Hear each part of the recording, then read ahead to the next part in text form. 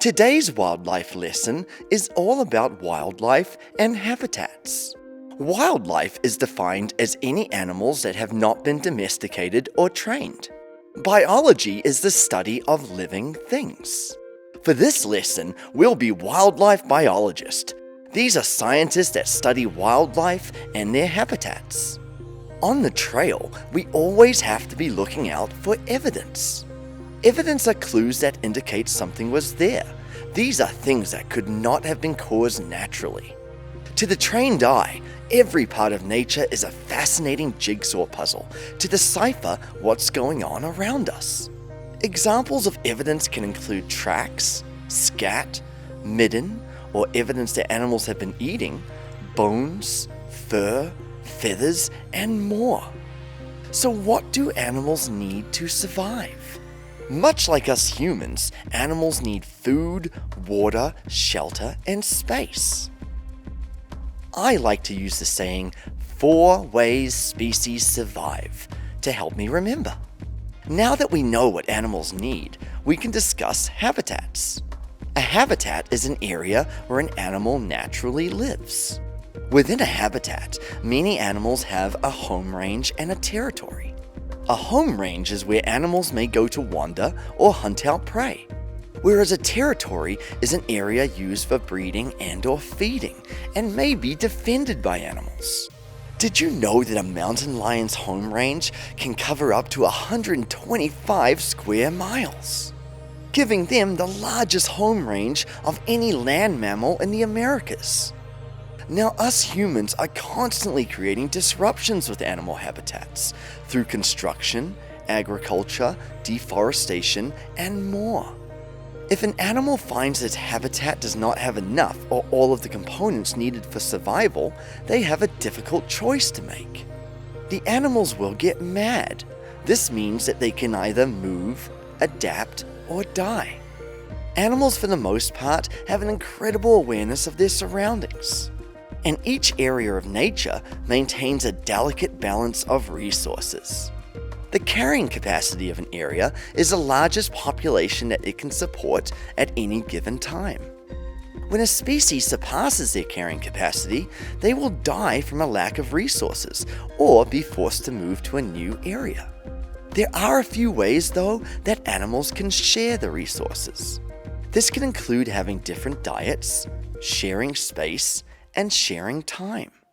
Sharing time is the difference between diurnal and nocturnal animals. Diurnal animals are mainly active during the day, while nocturnal animals are active at night.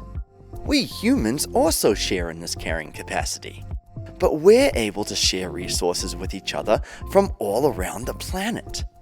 Some humans are luckier than others and have more access to food, shelter, and fresh water. That is why it is important to be grateful for what we have and not waste any of the resources available to us. So let's review what we've learned. First, wildlife is defined as any animals that have not been domesticated or trained. And biology is the study of living things. In nature, there are clues everywhere to indicate something was there. We call this evidence. This evidence can include tracks, scat, bones, feathers, and more. Second, just like us humans, animals need 4 things to survive in any area: food, water, shelter, and space. To remember, we can use the saying, 4 ways species survive. Third, a habitat is an area where an animal naturally lives. This can be broken down into home range and territory. A home range is where animals may go to wander or hunt out prey, whereas a territory is an area used for breeding and/or feeding. It is also an area where animals can be more aggressive in defending their space.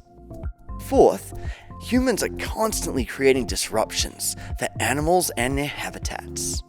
When animals are forced to move from their areas, they get mad, which is move, adapt, or die.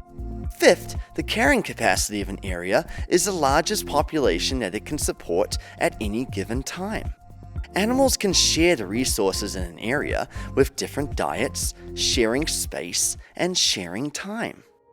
Thank you for joining me for this wildlife lesson on wildlife and habitats. Always remember to treat wildlife and nature with love and respect.